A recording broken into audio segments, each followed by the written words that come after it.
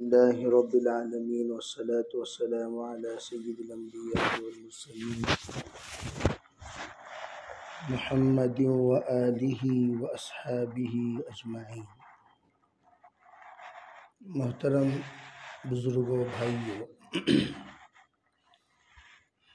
اللہ تعالیٰ نے دعوت کی محنت میں جو ہمیں قبول کیا ہے اس میں 3 مقاصد کو مد نظر رکھ کر چلایا جاتا ہے۔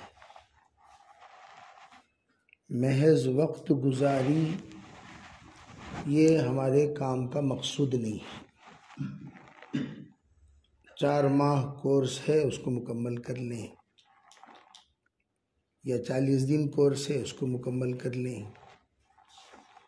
جس طرح میعاد متعین کرتے ہیں، بھئی اتنا وقت عرفہ میں رہنا ہے، اتنا وقت مزدلفہ میں رہنا ہے، اتنا وقت آپ کو مینا میں گزارنا ہے، تو لوگ گزار لیتے ہیں۔ تو اس طرح اوقات گزارنا ہمارا مقصد نہیں ہے۔ مقصد کیا ہے؟ 3 چیزوں کا استحضار ہو۔ ایک آخرت کا استحضار ہو، آخرت کا استحضار۔ ما یلفظ من قول الا لدیہ رقیب عتید، جو بھی جملہ ہم اپنی زبان سے نکالیں یہ استحضار ہو کہ اس جملے کو نوٹ کیا جا رہا ہے، چاہے وہ پاسٹ ہو یا پریزنٹ ہو یا فیوچر ہو۔ بہت ساری ہماری باتیں نوٹ کی جا چکی ہیں جو ہمارے نام اعمال میں موجود ہیں، بہت ساری کی جا رہی ہیں، بہت ساری کی جائیں گی۔ کبھی بھی پرانے گناہوں پر مطمئن نہیں ہونا، پرانے گناہوں پر مطمئن نہیں ہونا۔ البر لا یبلا والذنب لا ینسا۔ البر، نیکی کبھی پرانی نہیں ہوتی، احسان کبھی پرانا نہیں ہوتا، اور گناہ کبھی بھولا نہیں جاتا۔ جنت میں کیے ہوئے بھول آدم علیہ السلام قیامت میں بھی یاد رکھیں گے۔ تو شیطان کے حربے میں سب سے بڑا حربہ یہ ہے کہ جب اللہ کے راستے میں ہم نکلتے ہیں، شیطان کہے گا اب تو تم بہت نیک ہو گیا، تہجد گزار ہو گیا، نمازی ہو گیا۔ علماء کہتے ہیں جن لوگوں پر پچھلی نمازیں قضا ہیں ان لوگوں کے نفل پڑھنا یہ درست نہیں ہے۔ وہ لوگ اشراق نہ پڑھیں، وہ اشراق کی جگہ پر قضا پڑھیں، تہجد 2 رکعت پڑھ لیے، بقیہ قضا پڑھیں۔ قضا نمازیں ادا کرنا فرض ہے۔ اول ما یحاسب به العبد یوم القیامہ الصلاۃ۔ سب سے پہلے تو اللہ تعالیٰ فرض نمازوں کا حساب لے گا، اشراق کا تہجد کا حساب نہیں لیا جائے گا۔ تو ہمارے ذہن میں یہ کبھی نہ رہے کہ ہم دیگر عبادتیں ماشاءاللہ کر رہے ہیں، پوری کب کی جائے گی؟ کمی کو پوری کی جائے گی۔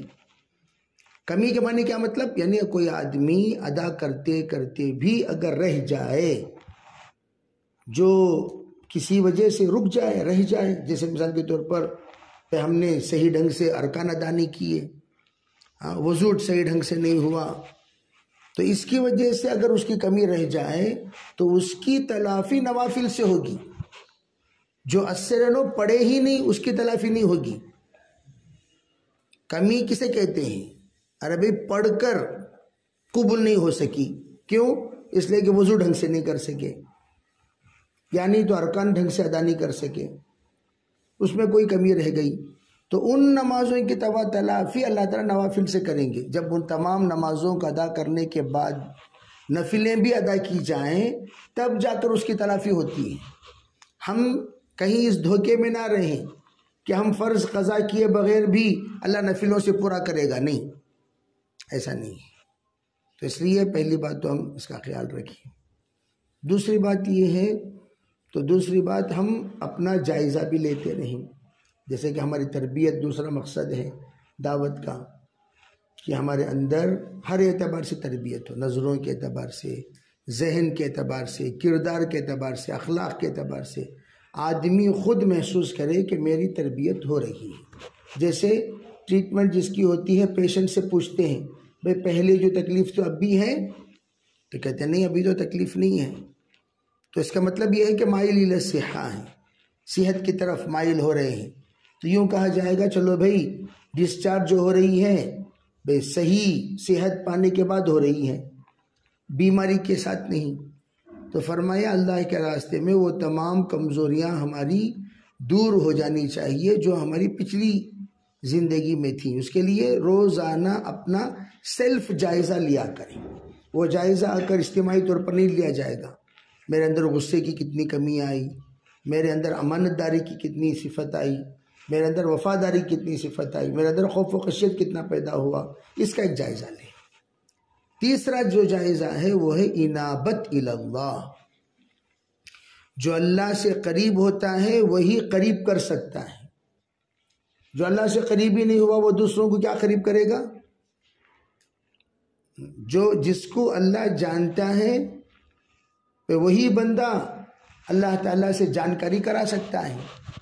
جیسے ہم لوگ داعی بن رہے ہیں تو داعی وہ ہے جو اللہ کی طرف بلائے، تو جو اللہ تعالیٰ کی طرف بلا رہا ہے وہ خود اپنے آپ کی نسبت اللہ سے جوڑے ہوئے رہنا چاہیے۔ جیسے ہم لوگوں کو پہچان کراتے ہیں اللہ تعالیٰ سے بھی اللہ یہ ہے، اللہ یہ ہے، اللہ اس کو کہتے ہیں، خود کی پہچان اللہ سے نہیں ہے، اور نہ ہی اللہ ہمیں جانتا ہے نہ ہم اللہ کو جانتے ہیں۔ پھر ہم براہ راست اللہ کے بندوں کو اللہ سے کیسے جوڑیں گے؟ اسی لیے کہا حضرت مولانا عبید اللہ صاحب فرمایا کرتے تھے اللہ سے جوڑنے والے خود پہلے جڑے رہنا چاہیے۔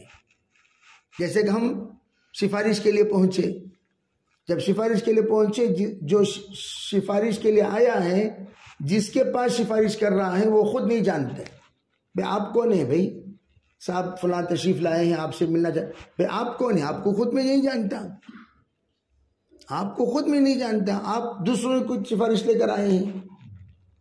اسی طرح کا معاملہ ہے جو خود اللہ کو نہیں جانتے ہم کیا اللہ کا تعارف کرائیں گے۔ اس لیے تہجد معرفت، قربت، انابت پیدا کرنے کا سبب ہے۔